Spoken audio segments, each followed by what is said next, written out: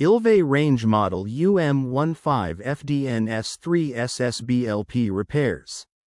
Ilve Majestic 2 Series 60-inch freestanding dual fuel range with liquid propane, 9 sealed brass burners, double ovens, 5.02 cubic feet total oven capacity, griddle, convection oven, self-clear.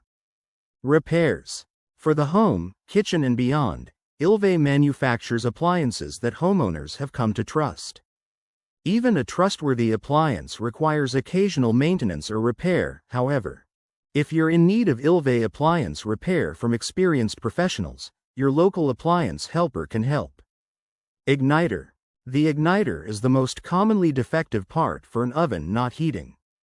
The igniter has two main functions. First, the igniter draws electrical current through the oven safety valve to open it. Second, the igniter gets hot enough to glow and ignite the gas in the oven burner. If the igniter gets weak, it will fail to open the safety valve correctly. If the valve does not open, the oven will not heat. To determine if the igniter is defective, observe the igniter when the oven is on.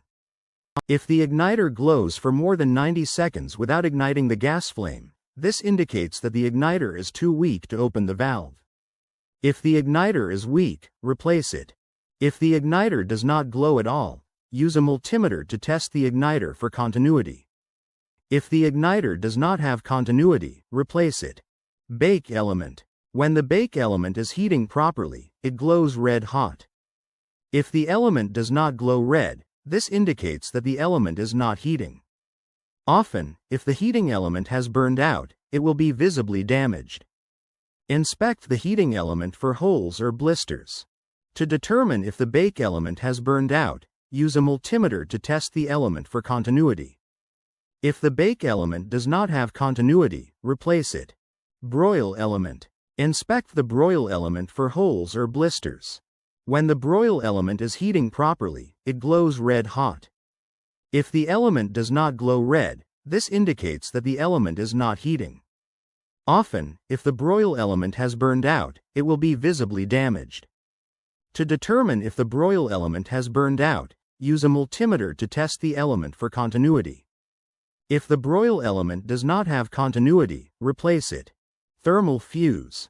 If the oven gets too hot, the thermal fuse trips to shut off power to the oven.